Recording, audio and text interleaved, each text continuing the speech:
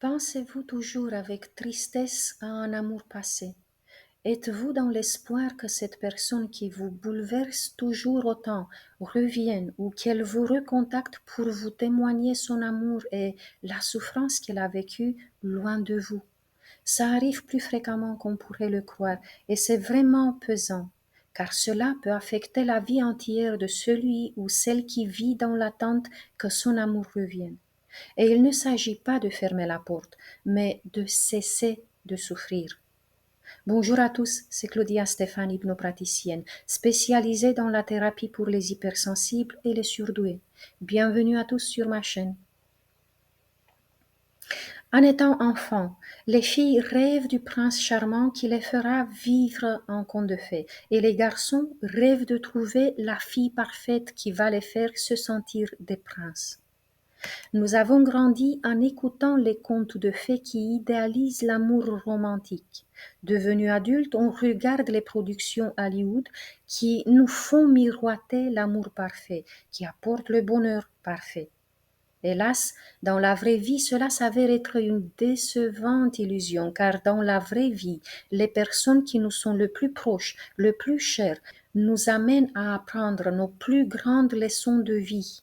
Si on ne reste pas bloqué dans la rancune ou en prenant du recul, on peut sans doute remarquer que nous avons beaucoup progressé grâce à leur influence, même si cela a pu être difficile à vivre.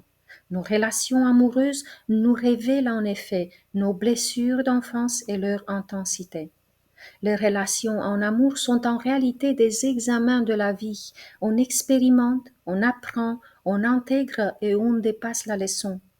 Parcourir ce processus en entier nous aidera à ne plus répéter la même expérience. Et une fois la leçon dépassée, on passera à la suivante qui sera plus facile, plus agréable. Par contre, ce processus peut être interrompu si l'on se bloque dans une histoire incertaine, si on reste dans des pensées obsessionnelles pour une personne qui est absente. La souffrance psychique peut être accablante. J'ai rencontré beaucoup d'hypersensibles en thérapie qui étaient accrochés à une personne, certains depuis des années même, alors que cette personne avait cessé tout contact. Le HS met toute sa vie entre parenthèses en respirant uniquement à travers l'espoir que l'autre reviendra, alors que l'autre vit peut-être paisiblement sa vie. Eh bien, dans beaucoup de cas, l'hypersensible expérimente un drame, il se sent démotivé, il ne trouve aucun plaisir dans la vie, les tâches qu'il doit accomplir sont perçues comme des poids lourds écrasants, il procrastine, sa créativité peut être bloquée, il n'a plus de projet et ne voit aucun avenir possible. Dans un autre podcast, j'avais déjà évoqué l'exemple d'une fille HS qui avait tenté même de se suicider, car une voyante l'avait assuré son ex-petite amie était sa flamme jumelle et il allait revenir. Ce fut un choc insoutenable pour elle que de le voir plus tard en couple. Une personne qui reste accrochée à quelqu'un est liée par des chaînes énergétiques à cet autre. Elle est fermée au champ de tous les possibles.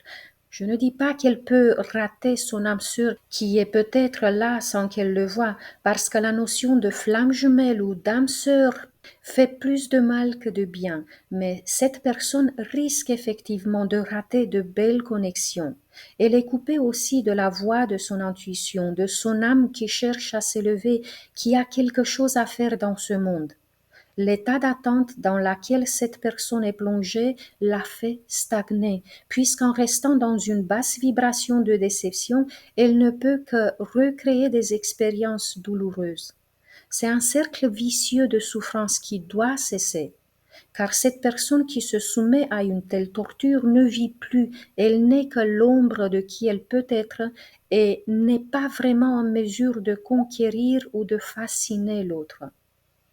Si vous vivez une grande souffrance à cause d'une personne qui n'est plus ou qui n'est pas pour le moment dans votre vie, si vous sentez que vous ne pouvez pas contrôler vos émotions, sachez qu'il y a sur ma boutique en ligne une nouvelle séance thérapeutique. Vous avez le lien en barre d'infos de la vidéo.